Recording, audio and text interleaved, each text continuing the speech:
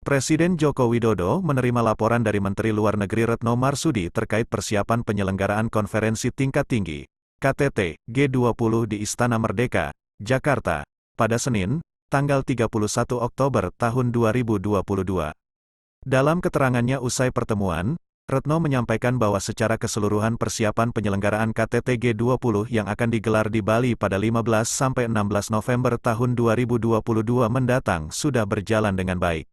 Terkait konfirmasi kehadiran para pemimpin G20, Retno menyatakan bahwa hingga saat ini tingkat kehadiran para pemimpin G20 sangat tinggi.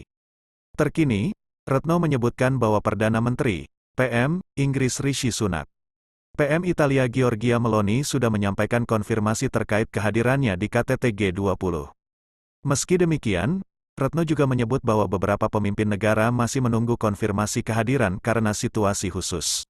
Retno juga menjelaskan bahwa para pemimpin G20 dijadwalkan tiba di Bali mulai tanggal 13 hingga tanggal 14 November tahun 2022 dan akan langsung meninggalkan Bali setelah KTT G20 selesai. Retno menyampaikan bahwa beberapa pemimpin negara G20 akan langsung menuju ke Bangkok, Thailand, untuk menghadiri KTT APEC pada 18–19 November tahun 2022, termasuk Presiden Jokowi.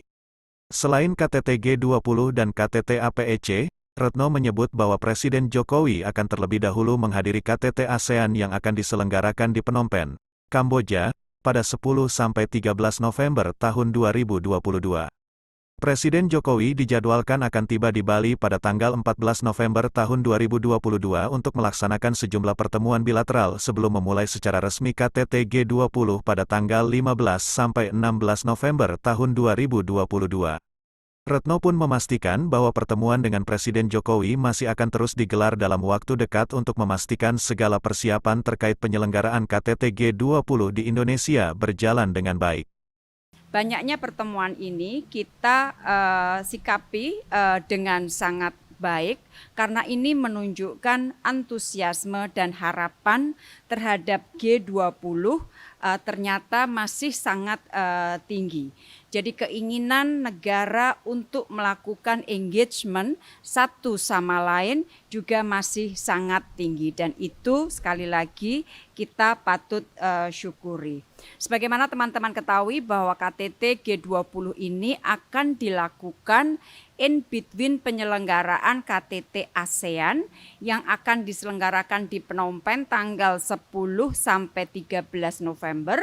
Kemudian 13 November Bapak Presiden menuju ke Bali, 14 sudah mulai pertemuan bilateral, 15–16 adalah KTT-nya, kemudian 17 Bapak Presiden sudah akan berangkat ke KTT APEC yang akan diselenggarakan di 18 dan 19. Berarti teman-teman bisa paham betapa ketatnya program yang akan dilakukan oleh Bapak Presiden plus tentunya tadi saya sampaikan banyak sekali permintaan untuk pertemuan. Nah, dari pertemuan atau laporan kepada Bapak Presiden dan setelah kita lakukan run through program secara detail, maka secara keseluruhan in general alhamdulillah so far semua persiapan berjalan dengan baik. Brazil baru saja putaran kedua electionnya sudah selesai, tetapi juga serah terimanya atau presiden baru mulai akan menjabat 1 Januari sehingga kita masih menunggu dari Brasil siapa yang akan mewakili Brasil di dalam KTT nanti. Rata-rata akan meninggalkan Bali pada tanggal 16 sore atau tanggal 17 November karena sebagian dari para pemimpin itu juga akan terbang menuju Bangkok untuk menghadiri KTT APEC. Sekali lagi Bapak Presiden ingin memastikan bahwa keketuaan kita, presidensi kita, KTT G20 di bawah presidensi kita insya Allah akan dapat berjalan dengan baik di tengah situasi dunia yang sangat tidak kondusif saat ini.